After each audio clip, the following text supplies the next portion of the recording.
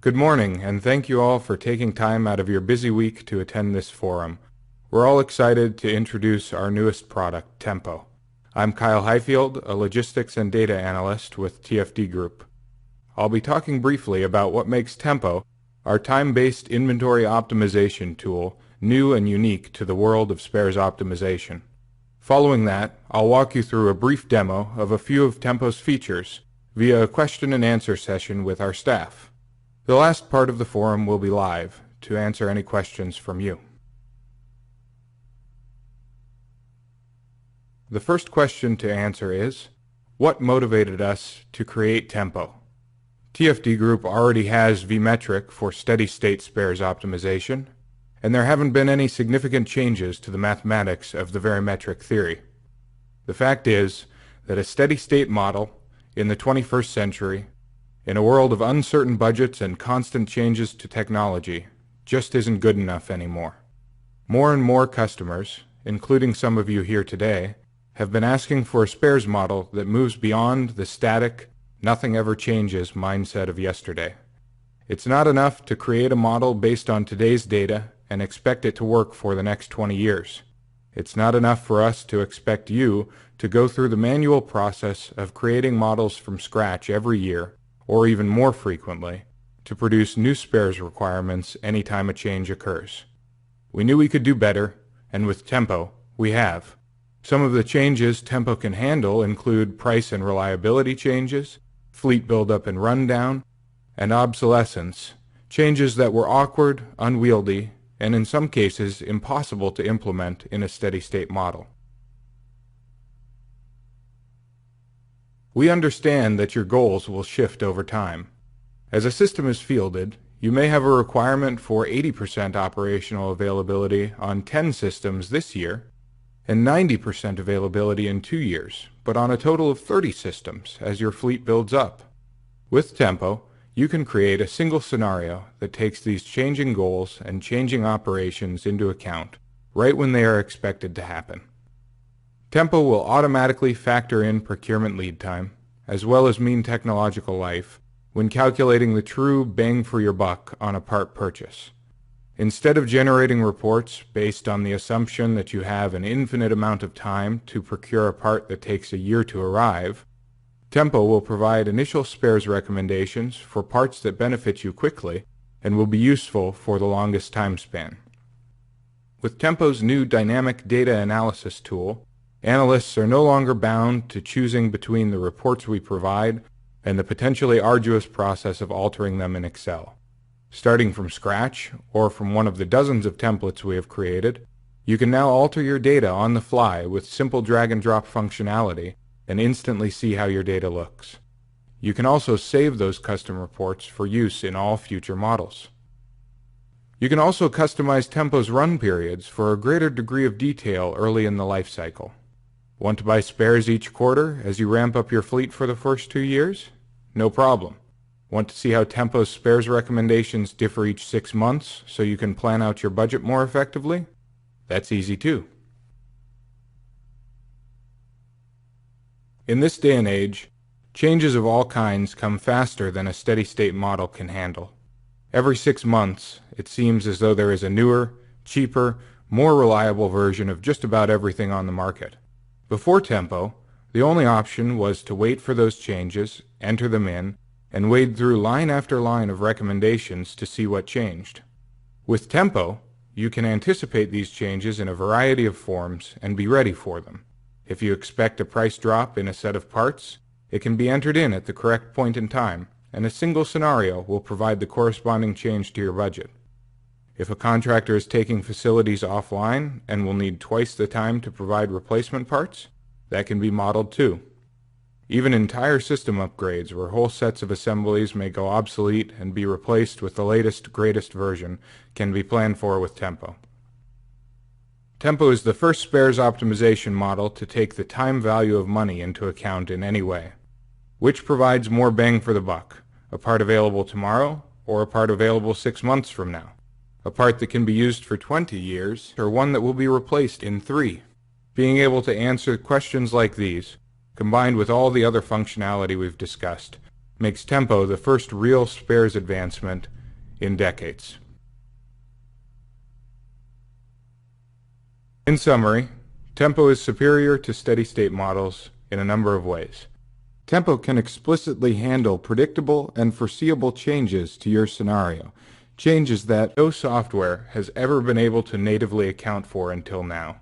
As a result, you get the maximum return on your investment, the least amount of waste possible, the elimination of many overstocking, long lead time, life-limited, and obsolescence errors inherent to steady-state modeling, and the ability to minimize the life cycle cost of your spares while optimizing the timing of your procurements.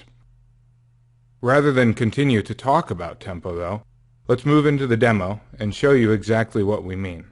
The following questions and answers were developed based on the subjects you submitted as of most concern to you when dealing with steady-state models. Is there a way to enter expected future changes to a specific part or set of parts? For example, what if we expect parts to take 60 days to arrive this year, but only 45 days next year?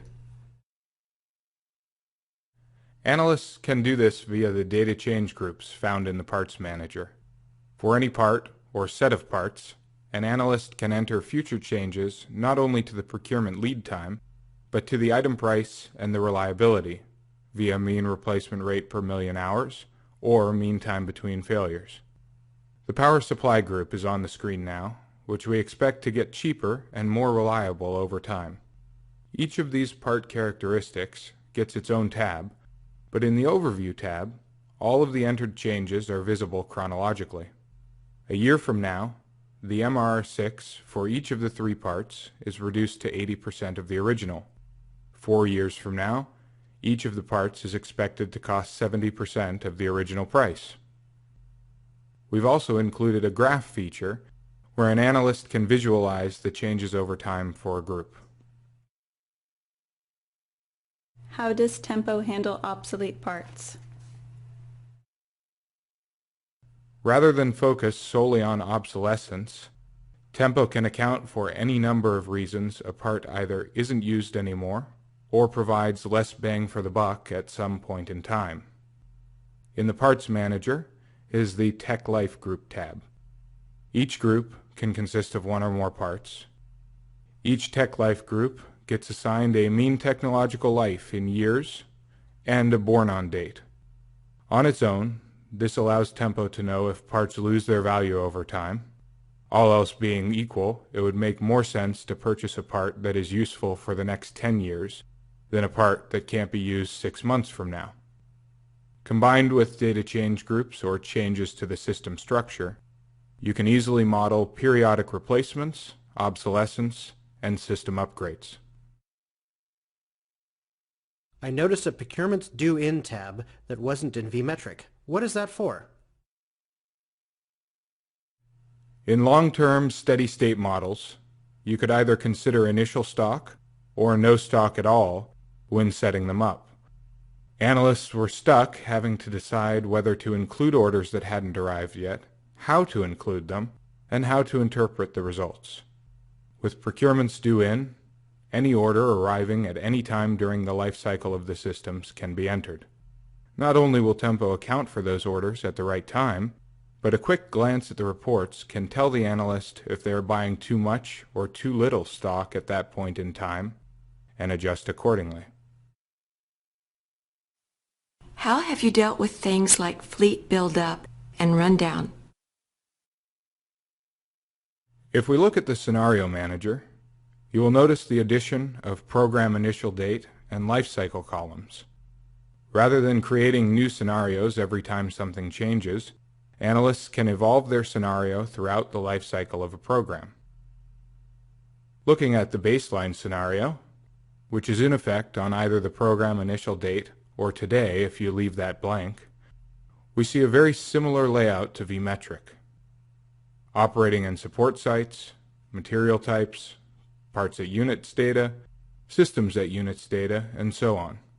However, anytime anything changes, new systems are deployed, the addition or removal of operating or support units, improvements to the support structure, Accounting for these changes is as simple as the creation of a new evolution. Here we see the addition of a fourth operating unit going into effect 1 year from today, and more systems at units with different operating hours and quantities. When an analyst runs this model, a year from now, this new support structure will automatically go into effect. How precise the model is now depends entirely on the analyst and the quality of data they have. Am I still limited to a single set of targets? A lot of the data in the Run Manager should look familiar. The identification data and starting conditions, for instance. It's when we look at the run periods that we see the ability to set independent targets over the life cycle of your program. An analyst can set up quarterly, semi-annual, or annual runs. Note that Tempo will always deal with quarterly runs before the other two, and semi-annual runs before annual.